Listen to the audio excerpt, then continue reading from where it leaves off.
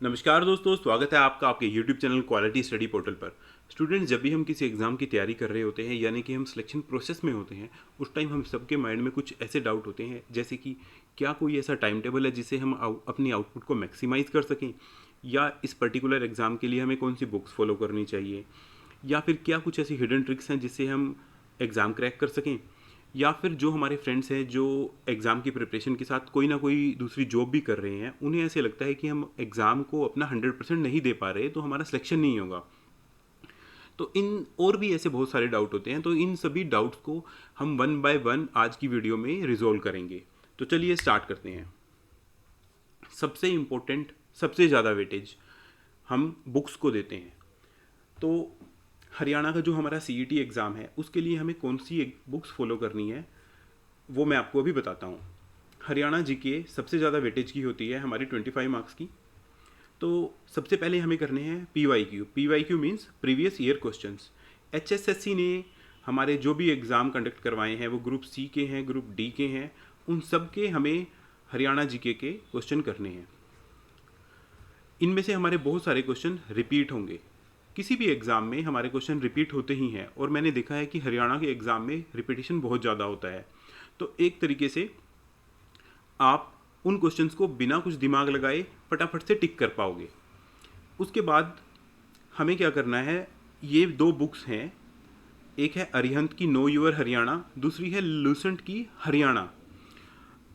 Haryana GK की। तो आप इन दोनों में से पहले कोई भी एक बुक चूज कर सकते हैं। मेरी प्रायोरिटी इस बुक को रहेगी। एक बार जब आप इस बुक को बहुत अच्छे से कंप्लीट कर लेते हैं तब आप इस बुक को कर सकते हैं, लेकिन पहले आपने दूसरी बुक को आपको तब उठाना है जब आप पहली बुक को कम से कम 3-4 बार कर चुके हो, यानी कि वो आपको बिल्कुल टिप्स पर हो। उसके बाद आप क्या कर सकते हैं, हरियाणा में जैसे हरियाणा के टूरिस्ट प्लेसेस, हरियाणा के मोन्यूमेंट्स, हरियाणा के स्टेडियम्स, ऐसी आपको बहुत सारी जो है टॉपिक वाइज आपको स्टडी करनी है। ये आप गूगल का भी यूज़ कर सकते हैं। उसके बाद आता है हमारा मैथ्स। मैथ्स हमारा हरियाणा में बेसिक टू मॉडरेट लेवल का रहता है, बहुत बहुत ज़्यादा टफ क्वेश्चन नहीं रहते। इसके लिए मैं आपको कहूँगा कि आप RS अग्रवाल को फॉलो कीजिए, बहुत अच्छी बुक है। अगर आपको थोड़ा सा एडवांस प्रिपेयर करना है, अगर आप पहले ऑलरेडी किसी एग्ज़ाम की तैयारी कर चुके हैं या आपके फंडामेंटल थोड़े क्लियर हैं, तो आप राकेश यादव के क्लास नोट्स भी ले सकते हैं, लेकिन ये आपको सिर्फ अर्थमेटिक पोर्शन के लेने हैं। और इसके साथ आप क्या कर सकते हैं, प्रीवियस ईयर क्वेश्चंस कर सकते हैं SSC के, सिर्फ अर्थमेटिक पोर्शन के। अर्थमेटिक पोर्शन जब मैं कह रहा हूँ तो उसका मतलब है कि आपको ट्रिग्नोमेट्री और कोऑर्डिनेट, ये सब बहुत हाई लेवल का नहीं करना है, हाई लेवल का नहीं करना है। आप बेसिक टू मिड लेवल का कर सकते हैं। अर्थमेटिक में हमारे मोस्टली जो पोर्शन कवर होता है वो होता है हमारा सिंपल इंटरेस्ट, कंपाउंड इंटरेस्ट, इसके बाद वर्क, एफिशिएंसी, टाइम, पाइप, इसके बाद हमारा होता है रेशो, सिंप्लीफिकेशन। तो ये सब जो इस टाइप के हमारे क्वेश्चंस हैं वो आपको करने हैं। वो आप एक या दो, अगर आप HSSC का प्रीवियस ईयर क्वेश्चंस देखेंगे तो आपको उससे क्लियर हो जाएगा। रीजनिंग के लिए बेस्ट बुक है RS अग्रवाल, और साथ में previous year question of HSSC। और अगर आपको एक बार आपके HSSC के सभी एग्जाम्स कवर कर लेते हैं आप प्रीवियस ईयर क्वेश्चंस, तो आप SSC के भी प्रीवियस ईयर क्वेश्चन लगा सकते हैं रीजनिंग के लिए। देखिए, आई थिंक हिंदी हम सब के लिए काफ़ी इजी रहेगा। तो हिंदी में आप एक हिंदी लूसेंट की आती है, आप वो कर सकते हैं, या फिर आप 9th और 10th की हरियाणा बोर्ड की या CBSE बोर्ड की जो हिंदी की व्याकरण होती है, हिंदी व्याकरण यानी कि हिंदी ग्रामर, आप वो वहाँ से तैयार कर सकते हैं। इंग्लिश की हमारी सबसे अच्छी बुक है नीतू सिंह। नीतू सिंह वॉल्यूम 1 और वॉल्यूम 2 बुक्स आती हैं। आप सिर्फ वॉल्यूम 1 भी कर लेंगे तो वो मोर देन सफिशिएंट होगा। अगर आप वॉल्यूम 1 बहुत बहुत अच्छे से कर सकते हैं, उसके बाद ही आपको वॉल्यूम 2 पे जाना है। मैं कहूँगा कि CET को के लिए आपको वॉल्यूम 2 पे जाने की कोई ज़रूरत नहीं है। अब वॉल्यूम 1 बहुत अच्छे से कर लीजिए, जो इसका न्यू एडिशन आया हुआ है। ध्यान रखिए, कुछ स्टूडेंट्स के पास पुराना एडिशन होगा तो आप वो न्यू एडिशन ले सकते हैं। उसमें बहुत सारी चीज़ें नई ऐड की हैं। उसके बाद हम बात करते हैं नेशनल जीके की। नेशनल जीके सबसे ज़्यादा ब्रॉड टॉपिक है और सबसे थोड़ा मतलब आपको ज़्यादा टाइम लगेगा इसमें। तो इसमें सबसे पहले आप, अगर आप ऑलरेडी किसी एग्ज़ाम की तैयारी कर चुके हैं तो वेल एंड गुड, नहीं तो आप सबसे पहले जो लूसेंट की जीके है आप उसे उठाइए। उसमें से आपको जो जो टॉपिक अच्छे अच्छे लगते हैं और इजी लगते हैं, जैसे आप अगर हिस्ट्री पढ़ना शुरू करते हैं तो हिस्ट्री में जो आपको सबसे पहले आसान लगता है, जो बिल्कुल आपको आसान लगता है, आप सबसे पहले वो पढ़िए। उसके बाद कोई दूसरा टॉपिक कीजिए। उसके बाद आप HSSC और SSC के प्रीवियस ईयर क्वेश्चन कर सकते हैं। अगर ये सब आप कर लेते हैं, आपके पास बहुत ज़्यादा टाइम बच जाता है, तो आप सब्जेक्ट वाइज NCERT उठा सकते हैं, 9th और 10th क्लास की।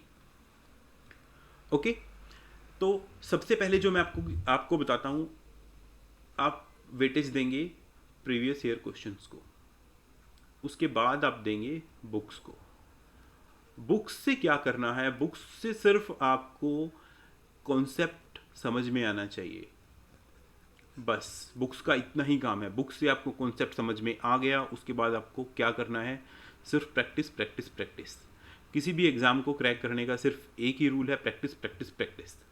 देखिए, अब मैं आपको बताता हूँ कि हम कोई भी एग्ज़ाम की अगर तैयारी करते हैं, उसमें मल्टीपल सब्जेक्ट्स होते हैं, तो हमें सबसे पहले ये देखना होता है कि किसी पर्टिकुलर एग्ज़ाम में हमारा टाइम और हमारा अवॉर्ड, यानी कि टाइम और रिवॉर्ड, यानी कि आप कितने कम टाइम में ज़्यादा से ज़्यादा मार्क्स स्कोर कर सकते हो। तो देखिए, आपका हरियाणा जीके, हिंदी और इंग्लिश, ये 3 सब्जेक्ट ऐसे हैं जो सब आपको सबसे पहले प्रायोरिटी पे करने हैं। क्यों? क्योंकि हरियाणा जीके, हिंदी, इंग्लिश, इसमें एक ही चीज़ है, आपको या तो क्वेश्चन आता है या नहीं आता है। आपको बहुत ज़्यादा सोचने विचारने का टाइम उसमें वेस्ट नहीं करना है, आपको देखना है और आंसर टिक करना है, बस देखना है और आंसर टिक कर दो, बस हो गया आपका काम। उसके बाद आप मैथ्स, और उसके बाद सेकंड प्रायोरिटी आपकी रहनी चाहिए रीजनिंग पे, थर्ड प्रायोरिटी आपकी होगी मैथ्स की। मैं ये नहीं कह रहा हूँ कि आपको मैथ्स को पढ़ना नहीं है, लेकिन ये 3 एग्ज़ाम, जो 3 आपके टॉपिक हैं, वो आपके सबसे ज़्यादा आपकी प्रायोरिटी पे रहने चाहिए। उसके बाद आपकी रीजनिंग, उसके बाद आपका मैथ, और लास्ट में आपकी नेशनल जीके।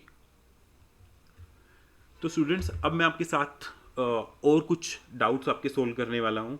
जैसे बहुत सारे फ्रेंड्स का मेरे डाउट रहता है, मेरे खुद के स्टूडेंट हैं, जब मैं पढ़ाता हूँ तो वो मुझसे बार बार पूछते हैं कि सर हमें मॉर्निंग में पढ़ना चाहिए, हमें इवनिंग में पढ़ना चाहिए, हमें कितने आवर पढ़ना चाहिए। तो देखिए स्टूडेंट्स, सबसे पहले आप अपना एक टाइम टेबल बनाइए। टाइम टेबल बनाओ, और वो टाइम टेबल आपका प्रैक्टिकल होना चाहिए। ऐसा नहीं होना चाहिए कि आपने बोला कि मैं 12 बजे सोऊंगा और 4 बजे उठ जाऊंगा, मैं सिर्फ 4 घंटे सोऊंगा, और मैं 4 घंटे सोऊंगा और मैं आपका 20 घंटे में से 2 घंटे खाना पीना नहाना बात करना, और मैं दिन में 18 घंटे पढ़ लूँगा। तो आप ऐसा कर सकते हैं, लेकिन आप 2 3 4, इससे एक वीक से ज़्यादा आप ये कर ही नहीं पाएंगे, वो सस्टेनेबल नहीं होगा। आप एक प्रैक्टिकल टाइम टेबल बनाइए जिसमें आप मिनिमम 6 to 7 आवर्स की स्लीप रखिए। उसके बाद आप अपने जो बेसिक काम होते हैं उनके लिए भी टाइम रखिए, और उसके बाद आपको सिर्फ पढ़ाई पढ़ाई पढ़ाई करनी है। आप अगर मॉर्निंग में कंफर्टेबल हैं तो आप मॉर्निंग में कीजिए, इवनिंग में कंफर्टेबल हैं तो इवनिंग में कीजिए। उसके बाद सबसे इम्पोर्टेंट जो हमारी एग्ज़ाम को क्रैक करने की ट्रिक होती है, वो होती है रिवीजन। आपको रिपीटेड रिवीजन करनी है। अगर आपने आज कोई एक सब्जेक्ट पढ़ा है, किसी सब्जेक्ट का एक टॉपिक आज पढ़ा है, लाइक अगर आपने 14 नवंबर को पढ़ा है, तो 15 नवंबर को पढ़ने से पहले, कुछ और पढ़ने से पहले आपको उसकी फटाफट से रिवीजन करनी है। क्विक रिवीजन आपकी करनी है। दूसरी रिवीजन आपको करनी है 18 नवंबर को। तीसरी रिवीजन आपको करनी है उसकी 21 नवंबर को। मतलब आपको 3 रिवीजन उसकी मस्ट है। फर्स्ट रिवीजन होगी आपकी सेकंड डे पर,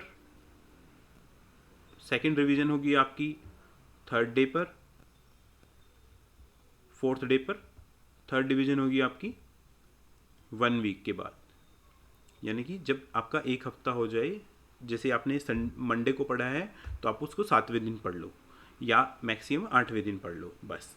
ये 3 रिवीजन अगर आप कर लेते हैं तो आप 90 to 95% आप एग्ज़ाम में नहीं भूलोगे।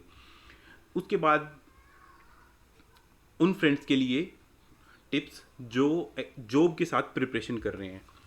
तो देखिए, सबसे पहली चीज़ है कि ये आपने खुद ने चुना है कि आपको जॉब के साथ प्रिपरेशन करनी है, तो आपको इस प्रोसेस को एंजॉय करना है।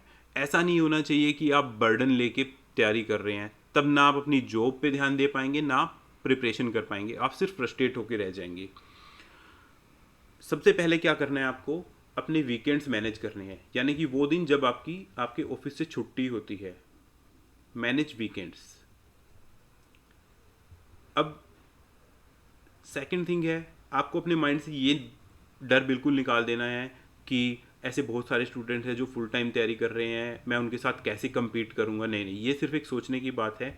मैंने खुद एग्ज़ाम दिए हैं, जॉब करते हुए दिए हैं, मैंने खुद गवर्नमेंट जॉब क्रैक की हैं, तो मैं अच्छे से जानता हूँ कि अगर हम ढंग से तैयारी करते रहें तो हम चीज़ों को मैनेज कर सकते हैं।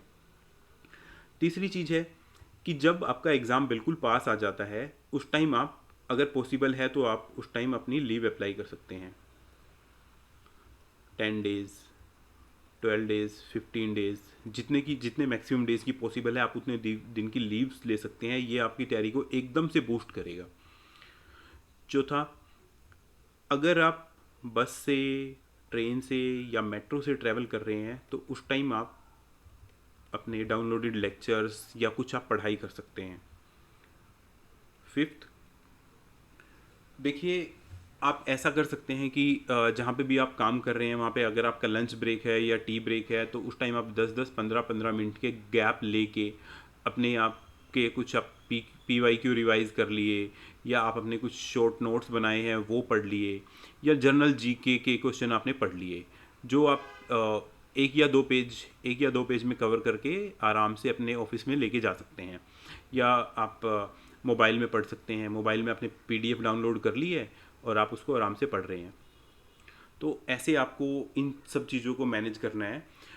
जो एक सिक्स्थ फाइनल में आप फाइनल ट्रिक आपको देने वाला हूँ।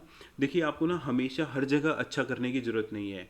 अगर आप डिटरमाइंड हैं कि आपको गवर्नमेंट जॉब लेनी है और आप जो अभी जॉब कर रहे हैं, जो अभी आपकी करंट जॉब है, उससे आप सेटिस्फाइड नहीं हैं, तो आप क्या कीजिए कि थोड़े दिन यहाँ पे अपनी एफिशिएंसी को यहाँ से हटा के यहाँ पे लगा लीजिए। ओके, अब देखते हैं कि अ, जो हमारा फूड होता है वो हमारे एग्ज़ाम को, हमारे मेंटल मूड को, हमारी जो ब्रेन की पावर है उसको डायरेक्टली अफेक्ट करता है। तो आपको बैलेंस फूड लेना है। बैलेंस फूड का मतलब ये नहीं है कि आपको बहुत कोई कॉस्टली फूड लेना है, या फिर आपको बहुत ज़्यादा ड्राई फ्रूट्स या फ्रूट्स, बहुत कॉस्टली फूड पे हम फोकस करना है। मेरा कहने का मतलब है कि आपको सिर्फ क्या करना है कि आपको सिर्फ जंक फूड नहीं लेना है। तो अगर आप जंक फूड से बचे रहेंगे और अपना घर का नॉर्मल आप खाना खाते रहते हैं तो आपका मूड भी अच्छा रहेगा, बॉडी भी अच्छी रहेगी। इसके अलावा आपको बहुत ज़्यादा स्ट्रेस में होकर तैयारी नहीं करनी है। जब भी हम स्ट्रेस में रहेंगे तो हमारे ब्रेन इटसेल्फ जो हमने पढ़ा होगा वो हमें भुला देगा। अगर पॉसिबल है तो आप हल्की फुल्की लाइट वॉक या लाइट एक्सरसाइज कर सकते हैं। उस टाइम को भी आप अपना पढ़ाई में यूटिलाइज कर सकते हैं। आप अपने माइंड में कुछ ना कुछ रिवाइज करते रहिए। लास्ट टिप, आप फोकस रहिए, प्रोसेस को एंजॉय कीजिए, और जो नेगेटिव थॉट्स हैं या जो आपके आसपास नेगेटिव पीपल हैं जो आप सोचते हैं कि वो क्या सोचेगा, वो क्या सोचेगा, तो वो सब आप बिल्कुल भूल जाइए। Best of luck and please like, share and subscribe. Thanks to all.